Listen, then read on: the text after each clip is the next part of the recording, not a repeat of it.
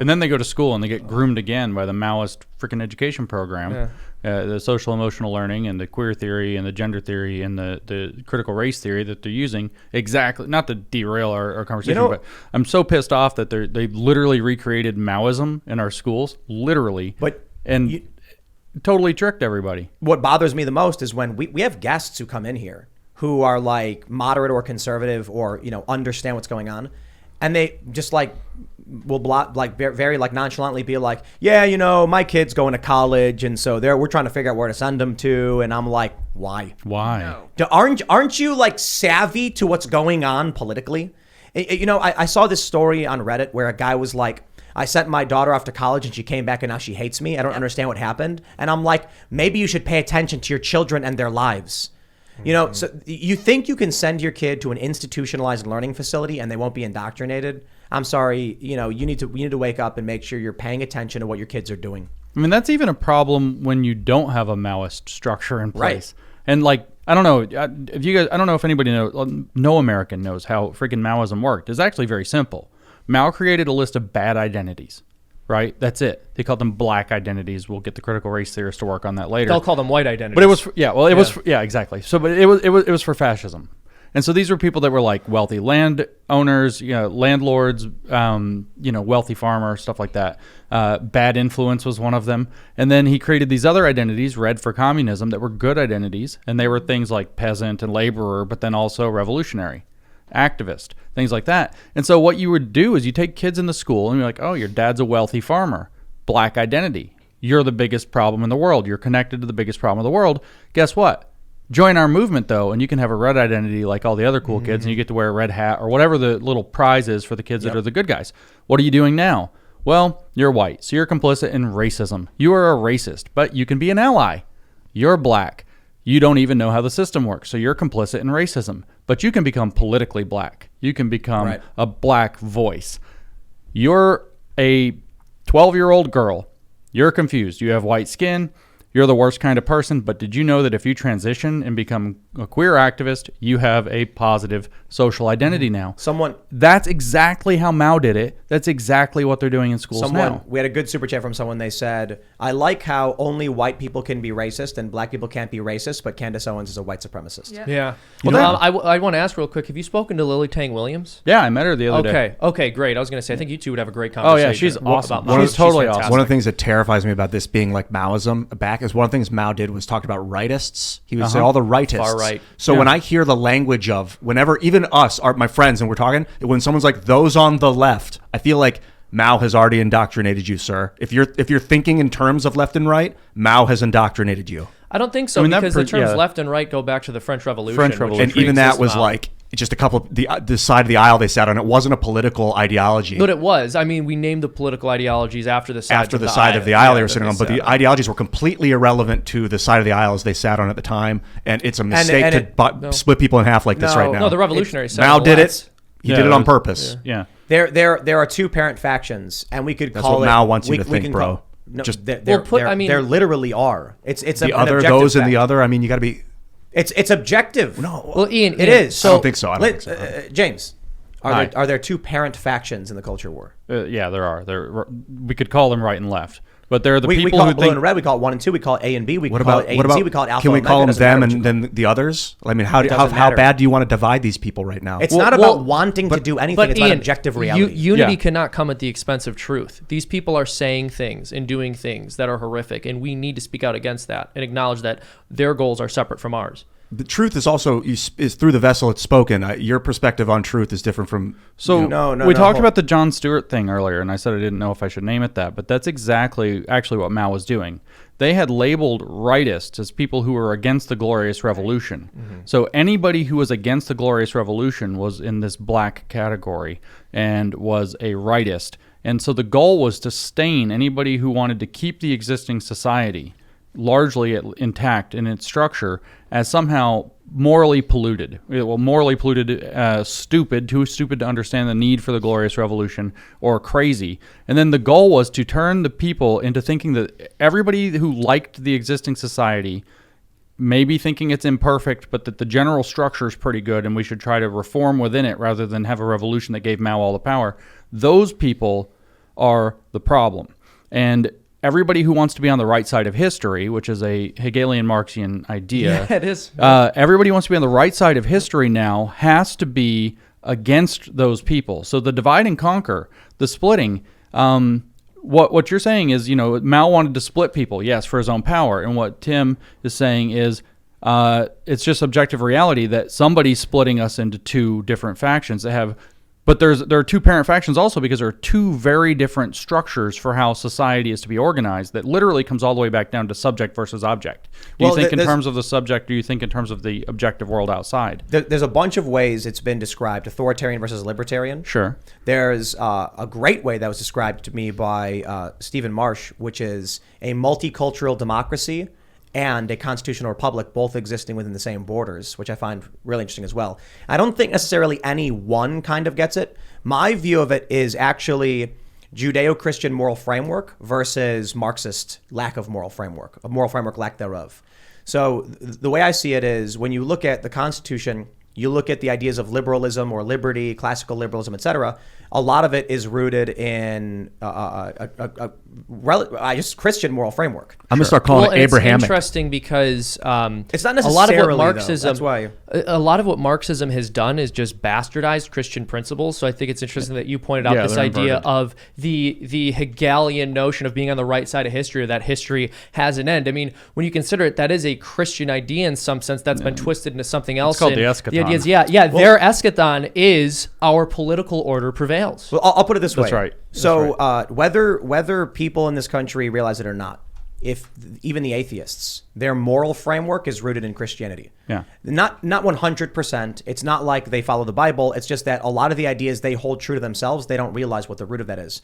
So there is a traditional view in terms of what is right and what is wrong, which comes from Christianity. For the race Marxists, for the woke, for whatever this other group is, they don't have those moral frameworks. They have an inverted one. Yes. In fact, it's Well, inverted. actually, I think it's lack thereof. It's whatever suits their power. Well, that's yes. They do have a vision though, which is that everything comes from when they achieve their utopia. And so the whole thing is actually a pretty vastly religious structure. And the reason is because kind of tracking back to, say the 19th century, you have basically God versus society as kind of the two explanations of what's going on, or God versus self. And God has ordained this moral order. This is the Judeo-Christian order that you're looking at. What Marx actually said is, no, this is his 1844, so-called Paris manuscript, or his Economic and Philosophical Manuscripts of 1844 from Paris. And he says, no, what we're going to do is we're going to abandon that. We are going to make man in himself, independent of everything. Man is going to become the deity, but not any man. Only awakened man, a Gnostically awakened man, if we want to get really technical, only awakened man who has a correct consciousness. And that consciousness is a social consciousness, or in other words, a socialist consciousness. And so when man and society become co-continuous, so that man is for society and society is making man so that they're the same, it's total socialism, then you have actualized, this is the Hegelian part, you have actualized the deity. The deity comes in the form of society as man, as society, which is totally hard to get your head around because it's this dialectical bullshit. But what that stands to do is replace God. And so what that, and is their moral framework, anything that brings that into existence is good. Anything that resists that is bad. So anything that gives them power is good. And as a matter of fact, I don't want to keep going, but if you go to the Marxist.org and you look up, they have an encyclopedia. It's awesome. I love it. I read it a lot. They tell you exactly what the hell they mean by all these crazy words they use. You look up the word for truth, and they straight up tell you. A lot of people think that truth means correspondence to what's actually happening in the objective world. But for Marxists, it's a social formation. And then they go on and say, well, the rationalists think that truth is in reason, and the empiricists think that it's in evidence, and the pragmatists think that it's in what works. But for Marxists, it's closest to the pragmatists, but it must wed theory and practice. So it is what brings Marxism into the world is true. I think a big component of the culture war may be, do you believe in a greater power than yourself? That doesn't mean God. That doesn't mean you're religious. When I think about inalienable rights, why I believe in freedom, it's because I feel that I am a tiny, insignificant fragment of the universe relative to the greatness and vastness of the universe. Mm-hmm. Personally, I do believe in God. Yeah. I'm not theistic, like following any particular religion. But so when I think about other people's lives and their rights and what they're entitled to, I think there's something beyond me. And, I respect other people's existence. Yeah, that's totally it. But for the woke, their view is there is nothing. The power is them if they're to take it. They can be gods. So you think about... That's right. You think about the World Economic Forum. You think about transhumanists. You think about the people who are like, can we transcend? And I recommend... I recently just played the video game for Horizon Forbidden West. Zero Dawn was awesome. That came out a while ago. Forbidden West is the new game that just came out. I'm not going to spoil it because it's really new. But if you like these conversations, play that game. I'm a little underwhelmed by the writing, but it plays in a bit to this, and it's really fascinating concepts outside of the kind of weak story they made. But concepts about transhumanism and things like this are really, really fascinating because these people think they're gods. Well, that's right, because Marx actually, the belief is that the subject and the object, and this is why it does dichotomize, is people that center the subject versus people that center the object. Marx believed that these two are in dialectical relationship. He also took this from Hegel, who believed that the deity will actualize when the subject and object are synthesized. This was the Hegelian systematic philosophy. So Marx took it from there, and the goal for Marxists is that you are a subject. You can envision, I want to create the blade. I see the blade in my mind. I know what Maul's sword should look like.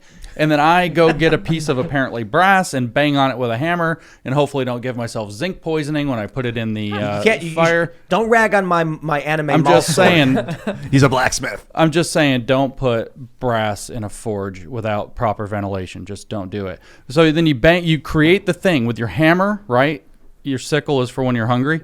And you create the thing. And so in the object, you see that you created that which was in your subjective vision. And so you recognize yourself as creator. You recognize yourself as somebody who has the capacity to shape the world. And then when you see this, not only can you shape Maul's sword, not only can you shape Wakizashi, not only can you shape Zelda sword or Whiskey G or whatever it happens to be. Whiskey G is the Chinese for whiskey, by the way. I know all the people are going to be like, it's Baijiu. No, Whiskey G is a thing they actually say when they talk about like American whiskey. I know that because my Chinese person, every time I drink, he doesn't speak English, and every time I drink whiskey, he's like, Whiskey G. He gets really excited. And so anyway, the goal is that you also have to shape man and society as your objects. So you have to create socialist consciousness in man, including yourself, but everybody else as well. And then you also have to shape society to become a socialist society so that when those two fuse, you now have the perfected society. This is literally the religion, and I mean religion in the fundamental correct term of Marxism. And this is the operating system behind the entire thing. And race Marxism or critical race theory is the same thing. You're just doing it now in the racial justice All three of us have our hands up. Yeah. Well, I just want to say real quick, talking about the Maul sword, that Maul sword. He has to defend it. There was a point in time where that would have been the pinnacle of weapons technology. And it's like, it costs like $15. A brass blade. The brass is fake. I think that's probably just like aluminum garbage or something. But the point is, the way it's shaped and like, it's easy for us to make something like that. Some, ancient tribe would have been like, wow. Yeah. Is that like to bind the blade, that little hook, that little at the bottom there? If it catches the blade, to bind it? I mean, I guess like probably. It's Ian. It's like it's a Maul sword. Dude, it's a Maul sword. It's there to look at, actually. $15 piece of metal that's like, a toy. I love that you referenced the fact that this is very clearly a religion, and one of the Christian principles that's sort of been bastardized here is this idea of like cooperating with God in creation. But where the huge distinction here is Marxists see human beings as objects, as you described, which can be reformed in their own image. So in that way, they really start to play God. That's right. That's exactly right. Yeah, and it's interesting too because Tim sort of mentioned that we have this Christian framework that a lot of people don't realize they're following, and I would also argue our culture has a Marxist framework, and on top of that, you mentioned the Marxist framework, but I think there are a lot of people, including in the conservative movement, who don't realize they're following the Marxist framework as well, and in many cases, even more closely than they are the Christian framework. So there are a lot of Marxist assumptions that our culture currently takes for granted. One example would be that Without any qualification, equality is always an inherent good. But of course, that's ridiculous, right? We should not treat a pedophile the way we would treat a law-abiding citizen. In some instances, you need inequality, and justice is more important. We shouldn't treat the guy who runs way faster than the other guy equally when it comes to handing out medals either. Exactly, Right. exactly. There is a necessity for people to be treated unequally in certain circumstances. I would argue another way in which we've assumed Marxist thinking or taking it for granted is that we can solve problems, including moral problems, with a more equitable distribution of resources. So what the Marxists said for so long was that if we just more equitably distribute resources and workers own the means of production, all of these social ills will fall away. And then instead of saying that's absolutely nonsense because there's more to human beings than the materials they're made of and they need something deeper, the conservative movement today responds by saying, no. Yes, of course, resource distribution is the most important thing, but those resources are distributed better by capitalism as opposed to Marxism. Thanks for checking out this segment from the Timcast IRL podcast. But if you want to check out the full show live, tune in Monday through Friday at 8 p.m. And if you want more special access content, head over to timcast.com and become a member. Your membership helps sustain this company, keep our journalists employed, makes this show happen, and you will get access to exclusive members-only segments of the Timcast IRL podcast, and there's a massive library to check out. So again, go to timcast.com or tune in Monday through Friday at 8 p.m., and we'll see you all there.